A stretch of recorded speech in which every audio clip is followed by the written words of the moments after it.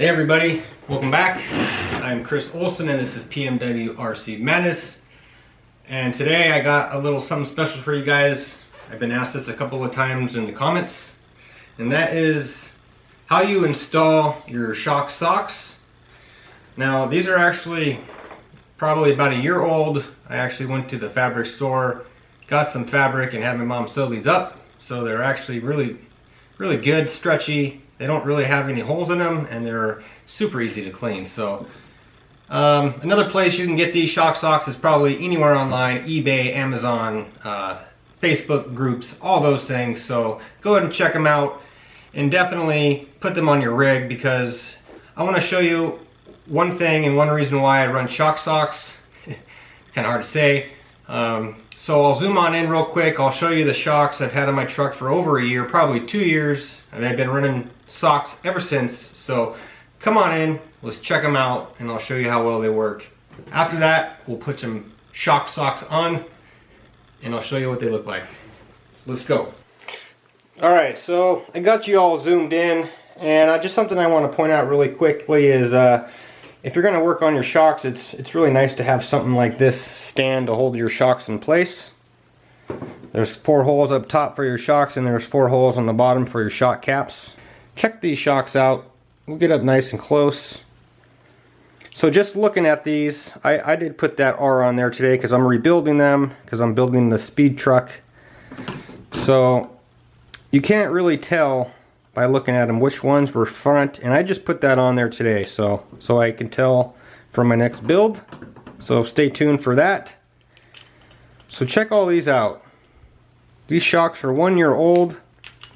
Okay, look at that. They look really nice. Now most of the time, you guys, you run your RC cars, so I'm thinking that these are the rears because these have the most damage on them. But they're actually really well protected by those shock covers. So let's look at these really close. I'm going to actually switch colors, and I'm going to go with the gray because I'm going to change the color of the truck. I'm going to keep the side panels red still, but we're definitely going to switch out the socks. So these are the same fabrics as the red ones. They're stretchy. It's almost like a spandex, but they work really well. I can't leave a link in the description because I actually had these made myself. So if you'd like a pair, leave me a thumbs up, let me know, and I can try to get you guys a set. So let's start filling these SHOCKS up and show you what they look like done. So here we go. So this is how I like to fill my SHOCKS. I like to push my rebound all the way in. Hold the shock kind of at a 45-degree angle. And what you're going to want to do is you're going to want to grab it with these fingers and hold on to the body. And as that fills up, you just want to slowly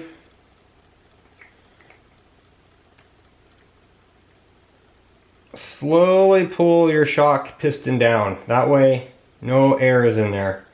I know it's a basher, but it's still important to not have air in your SHOCKS, okay?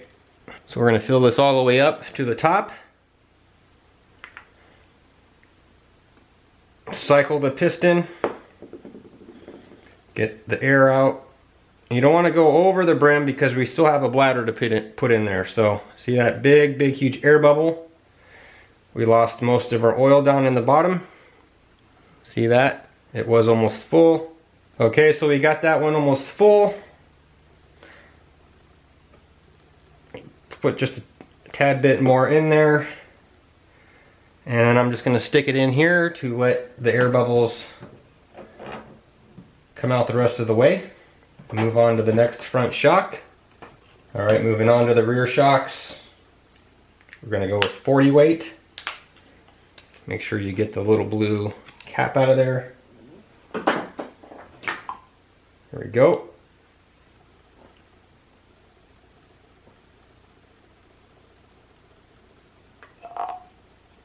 Cycle the piston, big air bubble.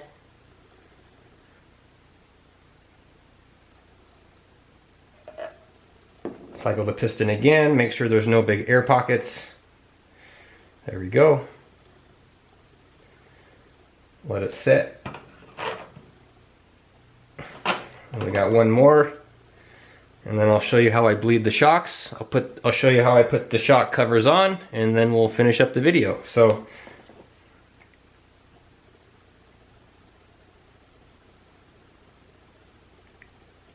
I'm not gonna, let me see if I can bring you up close. You can see how much oil I'm actually putting in the shock. I'm not sure if the camera will catch that because I can't really lean it over, but it's pretty close to the top. You need to leave room for these guys. I can't remember what they are, but you got to leave room for those. A little bit's gonna come out. That's okay. So moving on.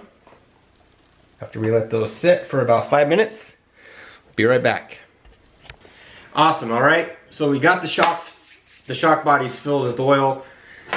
All the parts are clean. We got fresh shock socks.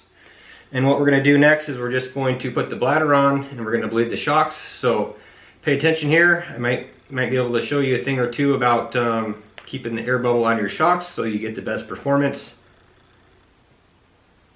So the first thing I'm going to want to do, guys, I got my piston pulled completely down. Okay. Grab a cover, shock cap. Make sure your spring collars are turned down just enough that you can get your cap on. Awesome. All right. So we got the shocks. The shock body's filled with oil. All the parts are clean. We got fresh shock socks. And what we're going to do next is we're just going to put the bladder on and we're going to bleed the shocks. So pay attention here. I might be able to show you a thing or two about keeping the air bubble on your shocks so you get the best performance. So the first thing I'm going to want to do, guys, I got my piston pulled completely down. Okay. Grab a cover, shock cap. Make sure your spring collars are turned down just enough that you can get your cap on.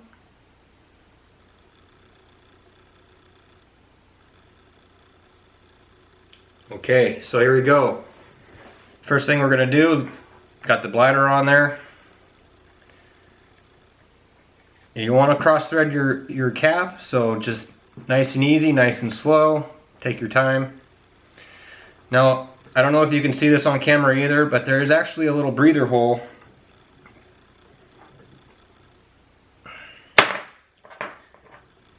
There is a little breather hole right on this cap. Now that's how you're gonna bleed your shocks. So we're gonna keep that cap pointed up and you're gonna hold your shock at about a 45-degree angle. Next thing, guys, we're gonna take the shocks that are filled with oil and we're gonna bleed them. So you wanna make sure that you get your bladder on. Grab a shock cap and it has a little bleeder hole on the side, okay?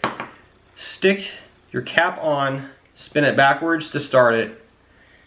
That way you don't cross thread it. Make sure you're getting your cap on nice and straight.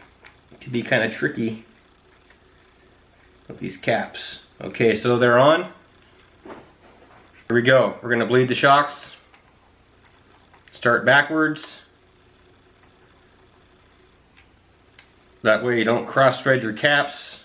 Give it a couple of spins. That way when you press the shock shaft in, it allows the air to come out the cap. Now while you're keeping the air hole straight up and the shock body at a 45-degree angle, twist the shock body and tighten it up. There we go. There's the oil, nice and slow. Have a rag ready. Let me zoom in a little bit and show you guys here. Alright, so as I'm spinning this, you can see the oil starts to come out. This is how you bleed your shocks. At the same time, don't forget you're keeping your body at a 45-degree always. Keep spinning it, wiping the oil off. Spinning it, wiping the oil off. Alright, so I grabbed a tool because I can't spin it quite tight enough. I'm just going to snug that down and there's still oil coming out. Okay, and here's the test. You're going to want to pull on the ball end. There we go. There's no air in there. it didn't suck back in, and it's not pushing back out. So that shock is bled perfect. There should not be any air in there. Considering this is a basher, shouldn't be a big deal anyways, but you want it to handle the best. So there we go. All right, so next thing I want to show you, I did get a question asked by a new guy probably. You know, I was new not too long ago as well. But he asked me how to install SHOCKS socks, so I told him I'd make a small video. You guys get to see how I bleed my shocks, what I fill them with, how I do it, how I set it up. And then real quick, guys, let's put these on, and I'll show you the finished product, and we'll be good to go. So here we go. So the first thing you're gonna do, it's kind of tricky. All right. I grab it with one hand, and you got to get it started.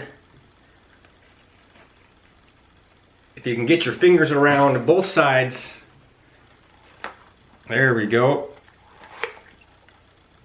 You got to keep your fingers around both sides the whole time so you can get it stretched out. Oh, man, it's kind of tricky. Get the shock slid over, get the sock slid over the spring. And these ones are actually, I believe they're like the perfect size. And you want to have equal lengths hanging over each side, okay? Push it in, push it in.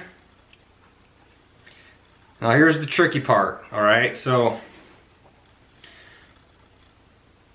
I like to give the side with the least amount hanging out going up into the shock collar. And when you push it through, you're going to want to make sure you don't push it back out. There we go. Okay. Now what you're going to do is you're going to take your cap. And you're just going to put your cap right back on where it goes. Screw it down. Release the spring. There you go. Check it out. So that's how you guys install a SHOCKS sock on any RC car you guys want. So guys, if you like this video, please leave me a like, leave me a comment, do subscribe, because I know you want to see more. So definitely leave me a thumbs up, and I will catch you guys on the next one. Have a great day and keep bashing. Goodbye.